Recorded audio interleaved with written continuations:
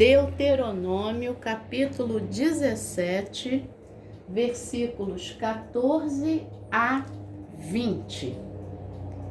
Quando vocês entrarem na terra que o Senhor, seu Deus, está dando a vocês para que dela tomem posse, e estiverem morando nela e disserem: poremos sobre nós um rei, tal como todas as nações que estão ao nosso redor. Vocês certamente porão como rei sobre vocês aquele que o Senhor, seu Deus, escolher. Homem estranho, que não seja do meio dos seus compatriotas, vocês não devem pôr como rei sobre vocês, e sim um do meio dos seus compatriotas. Porém, esse rei não deve multiplicar para si cavalos, nem fazer o povo voltar ao Egito para multiplicar cavalos, pois o Senhor já lhes disse: nunca mais vocês devem voltar por este caminho. Esse rei também não deve tomar para si muitas mulheres, para que o seu coração não se desvie, nem deve acumular muita prata e muito ouro. Também, quando se assentar no trono do seu reino, mandará escrever num livro uma cópia desta lei, feita a partir do livro que está com os sacerdotes levitas. O rei lerá esse livro consigo e nele lerá todos os dias da sua vida, para que aprenda a temer o Senhor seu Deus, a fim de guardar todas as palavras desta lei e estes estatutos para os cumprir. Ele fará isso para que o seu coração não se exalte sobre os seus irmãos e não se desvie do mandamento, nem para a direita, nem para a esquerda. Assim prolongará os dias no seu reino, ele e os filhos dele no meio de Israel. Palavra do Senhor. Graças a Deus. Bom dia, minha irmã. Bom dia, meu irmão. Hoje é dia 24 de janeiro de 2023. É uma terça-feira, terceiro dia dessa semana. É o dia que o Senhor nos fez. Nós nos alegramos e nos regozijamos nele, como diz o Salmo 118, versículo 24. As misericórdias do Senhor são a causa de nós não sermos consumidos, porque as suas misericórdias não têm fim. Elas se renovam a cada manhã. Grande é a tua fidelidade. Lamentações 3, 22 e 23. Eu me deitei e dormi, acordei, porque o Senhor me sustentou. Salmo 3, versículo 5. Mas os que esperam no Senhor renovarão as suas forças, subirão com asas como águias, correrão e não se cansarão, caminharão e não se fatigarão. Isaías 40, 31.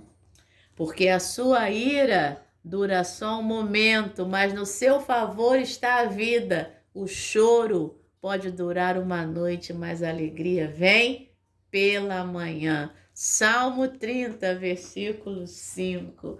Se você falou esses 5 versículos junto comigo de cabeça, é a prova viva de que você é capaz de memorizar qualquer coisa. Alessandra, eu só falei só acompanhei Você é capaz de memorizar qualquer coisa. Então, é só treinar a mente aí. E nesse dia 24 de janeiro é seu aniversário. Deus te abençoe de forma especial neste dia. Que esse dia seja um dia, como diz a meditação aqui do nosso irmão Victor, lá do Ohio, nos Estados Unidos, hoje seja um dia de aprendizado contínuo. Esse é o título da meditação.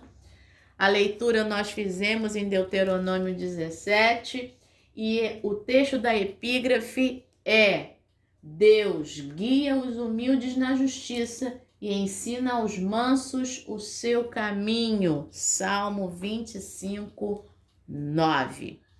E eu quero meditar um pouquinho com você aí no Deuteronômio 17, e é importante a gente entender que esse texto está lá no Deuteronômio, está lá na lei, lá no Pentateuco. O que é o Pentateuco? Penta vem de 5. São os 5 primeiros livros da Bíblia: Gênesis, Êxodo, Levítico, Números e Deuteronômio. E aí, conforme a tradição, Moisés teria escrito todo o Pentateuco. Mas, se a gente começar a refletir e a estudar, a gente percebe, primeiro, não daria... Ó, aí o amigo, ó o amigo dando bom dia. É isso aí, um fio-fio para você nessa manhã, um monte de fio-fio para você. E aí, então, naquela época, meu irmão e minha irmã, pensa comigo, Moisés tinha um povo para guiar. Não daria tempo dele escrever toda essa quantidade de textos.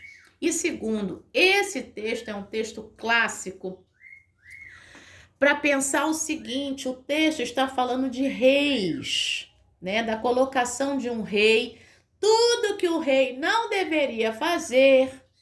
E aí, o Davi começou a fazer, o Salomão fez, o coração do Salomão se desviou do Senhor, porque ele fez exatamente o que está falando aqui.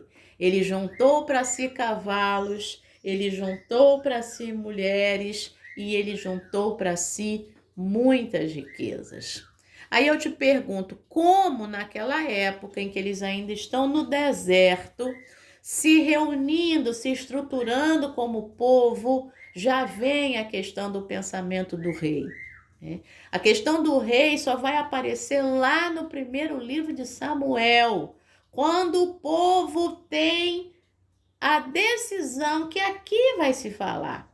1 Samuel capítulo 8 vai começar a se pensar em um rei. E aqui já está prevendo o que aconteceria lá, né? De que o povo iria querer um rei porque as outras nações tinham um rei. E aí vem o ensinamento de que eles deveriam ter muito cuidado e essa pessoa deveria ser um compatriota, não poderia ser um estrangeiro. E você sabia que isso está na Constituição de muitos países hoje, na Carta Magna? O presidente da República não pode ser um estrangeiro, tem que ser um nascido na terra, né? Então, você percebe, né? Eu gosto de pensar nisso. Bíblia na formação das nossas atitudes, das nossas culturas, das nossas legislações, né? Você tem isso ainda hoje em dia. Agora, o importante desse texto é você pensar, versículo 18, 19 e 20. Esse rei deveria mandar escrever um livro, uma cópia da lei, feita a partir do livro que estaria com os sacerdotes levitas. E aí, esse rei vai ter esse livro consigo, verso 19, e vai ler todos os dias da sua vida, para que aprenda a temer o Senhor seu Deus, a fim de guardar todas as palavras dessa lei e esses estatutos para os cumprir. E isso ele vai fazer para que o seu coração não se exalte sobre os seus irmãos, não se desvie do mandamento nem para a direita nem para a esquerda, e assim ele prolongará os dias do seu reino. Você sabia que o Dom Pedro II lia a Bíblia diariamente? Pesquisa direitinho no Google. Quem foi Dom Pedro II? Ele foi um homem à frente do seu tempo, tá? Ele está envolvido lá junto com o Graham Bell na questão lá do telefone, tá? Ele ia à Europa, ele trazia coisas, ele era um colecionador, ele é o maior incentivador da Biblioteca Nacional, a questão do Jardim Botânico, as novas descobertas. Dom Pedro II era um homem à frente do seu tempo. E você já reparou que quando eu falo em Dom Pedro II, você pensa nele velho, você pensa em Dom Pedro I novinho, né? Lá aquele cavanhaque e tal, independência ou morte. Mas quando você pensa em Dom Pedro II, você pensa nele velho. É o cumprimento dessa palavra. É a longevidade, é a imagem do homem sábio. Porque a imagem do homem velho é a imagem do homem sábio. E ele passa essa sabedoria para a princesa Isabel. Se você for estudar direitinho, você vai ver que ela não foi pressionada coisa nenhuma, tá? Para assinar a Lei Áurea. Ela já era abolicionista há muito tempo. Ela é a primeira mulher a falar ali diante dos homens, né, naquele Senado que está começando. Então seria a primeira senadora, né? E ela incentiva outras mulheres da sua época. Ela é a única que recebeu uma comenda lá a cruz, mas tem um nome específico para essa cruz. Ela recebe isso que antes só homens recebiam, sabe?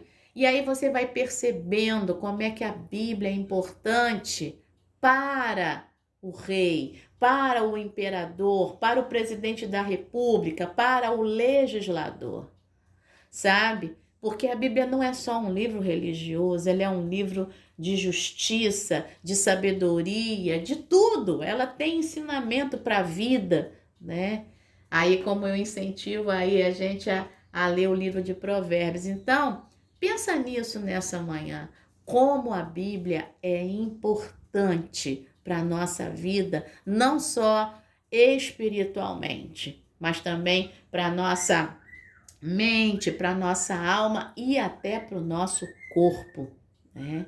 Porque saúde na alma, saúde no espírito é saúde no corpo, né? Então, hoje o nosso irmão Victor aí, ele é médico e ele vai contar a experiência dele. Vamos lá. Fui médico por 40 anos. Para manter minhas credenciais e permanecer em situação regular, tive que comprovar ao meu conselho regional anualmente que eu continuava me aperfeiçoando. E isso acontece aqui no Brasil também, tá? Para ser do CRM, né? Você tem que provar isso. Isso foi alcançado participando de simpósios, lendo artigos atuais, ensinando ou escrevendo artigos. Tudo isso garante que os profissionais estejam cientes de que o campo da medicina está em constante mudança. Nunca devemos parar de aprender, crescer e retribuir a profissão.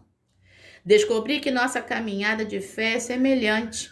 Não podemos descansar sobre os louros ou pensar que terminamos o aprendizado e o treinamento. As palavras da Bíblia não mudam, mas descobri que a cada leitura o significado se aplica de novas maneiras à minha vida em constante mudança. O crescimento da nossa fé pode acontecer de muitas maneiras. Indo à igreja e se envolvendo mais, lendo a Bíblia e fazendo devocionais, juntando-se a pequenos grupos, servindo aos outros. Tudo isso é vital para a caminhada cristã. É emocionante saber que à medida que praticamos nossa fé, aprofundamos continuamente nosso relacionamento com Deus. É isso aí. Vamos orar? Soberano Deus, obrigado por tuas amorosas instruções na Bíblia. Ajuda-nos a aprender com tua palavra cada vez que a lemos. Em nome de Jesus, amém. Pensamento para hoje? Há sempre algo novo a aprender na vida de fé. Coloca no cartãozinho e coloca na porta da geladeira, na tela do computador, na frente do espelho. há sempre algo novo a aprender na vida de fé e na vida secular também. Oremos pelos profissionais de saúde. Vamos lá? Senhor, nosso Deus e Pai, queremos orar nessa manhã especificamente por todos os profissionais de saúde, todos, médicos, enfermeiros, dentistas, aqueles que trabalham em hospitais, todos, o pessoal da biomedicina, o pessoal dessa tecnologia aí relativa à medicina, Senhor. Queremos abençoar a vida de cada um nessa manhã. E queremos também te agradecer e abençoar a vida dos nossos aniversariantes. Que eles recebam hoje uma bênção especial dessa sensação de aprender continuamente. Obrigada, Senhor, por este momento de meditação. Abençoa o meu irmão e a minha irmã que está ao alcance da minha voz. É o que nós te pedimos, nós te agradecemos. Em nome de Jesus. Amém. Excelente terça-feira. Deus te abençoe. Amém.